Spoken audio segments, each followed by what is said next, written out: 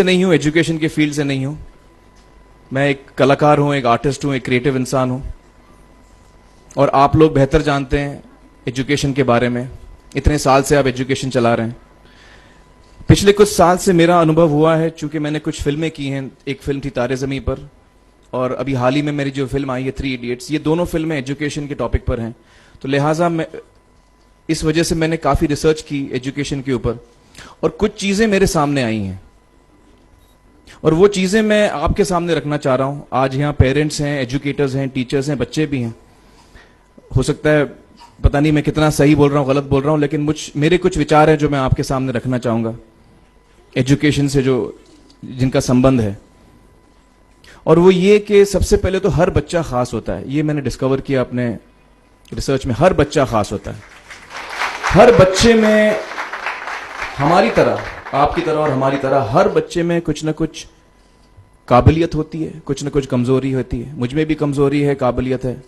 आप में भी कुछ ना कुछ काबिलियत और कमजोरी है, और हर बच्चे में कुछ ना कुछ कमजोरी और काबिलियत होती है। और हमें as parents, as elders, as education system, हमें हर बच्चे की खासियत को पहचानना है, उससे मदद करनी है।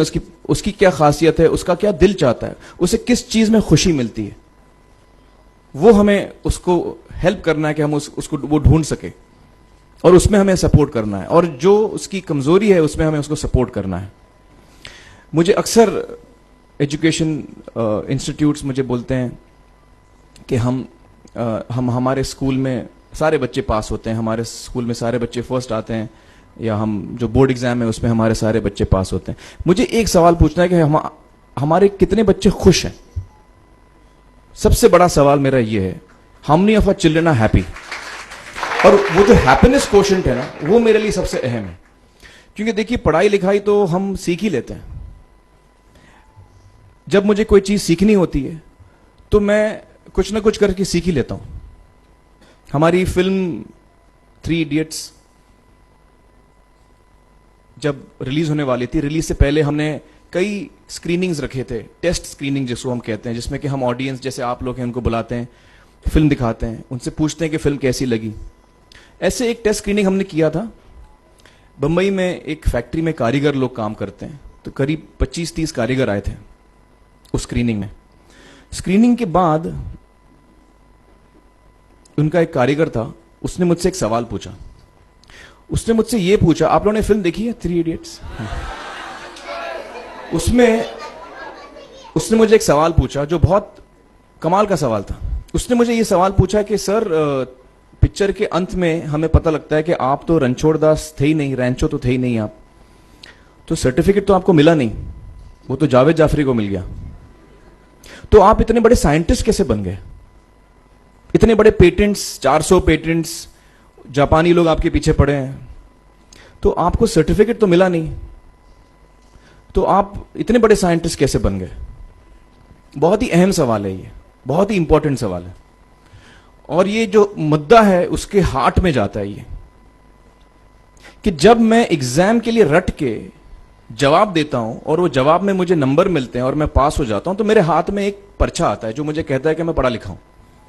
लेकिन वाकई में पढ़ा लिखा हूं या नहीं, ये अभी तक हमको श्योर मालूम नहीं है।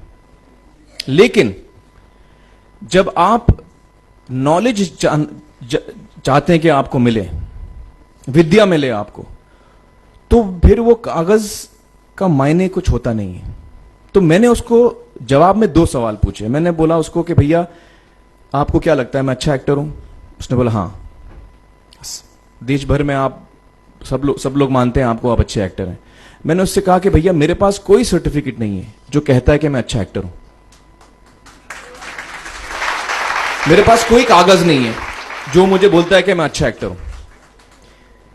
मैंने फिर उससे एक सवाल पूछा कि मैंने सुना आप बहुत अच्छे कटर हैं, आपके जो बॉस मुझे बताते हैं कि आप उनके मेन कटर हैं और आपकी बड़ी इज्जत करते हैं वो, आपके पास कोई पर्चा है, सर्टिफिकेट है जो मुझे बताता है कि आप कटर हो?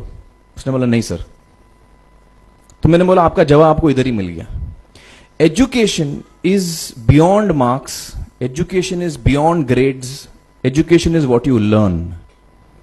और मेरी इच्छा है कि हिंदुस्तान में हम एजुकेशन को इस नजरिए से देखें कि हम अपने बच्चों को वाकई शिक्षा दें।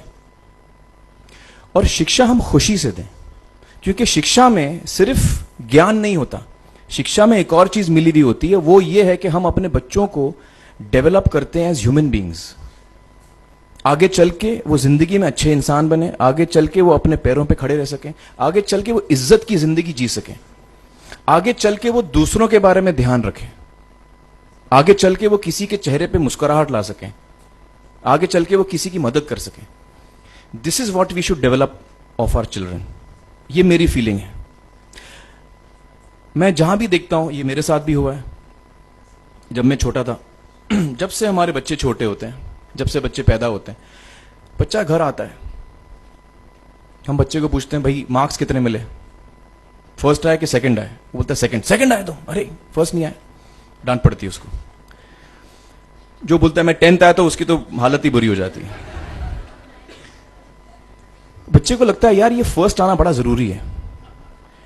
उसको रेस में हम पूछते हैं तुम रेस में फर्स्ट आए कि सेकंड आए? में हम उसको बचपन से, जब से वो केजी लोअर केजी में होता है, जब लोअर केजी में रेस होती है, चमचा मुंह में लगा के उसमें नींबू डाल के भागते हैं। उसमें भी हम बच्चे को पूछते हैं अरे मेरा बेटा फर्स्ट आएगा, ला, ओ बेटा मेरा फर्स्ट आना, मतलब पेरेंट्स चिल्ला रहे हैं बेटा भागो, मतलब नींबू लेके भागो। तो उसमें होता क्या है कि बच्चे को लगता है कि यार ये बड़ा जरूरी है। मेरे पेरेंट्स को हमेशा, मेरे पेरेंट्स मुझे एक ही सवाल पूछते हैं, मैं फर्स्ट आया कि नहीं। उसके जहन में ये बात बैठ जाती है कि मेरे को अव्वल आना है, मेरे को कंपीट करना है, मेरे को बाकी लोग से आगे निकलना है। टीचर्स भी यही सवाल उसको पूछते हैं आमतौर पे, ये मेरे साथ हुआ है। होता क्या है कि जब वो बच्चा 21 साल का होता है तो वो बड़ा सेल्फिश हो जाता है, और उसको सेल्फिश हमने बनाया, हमारे सिस्टम ने बनाया।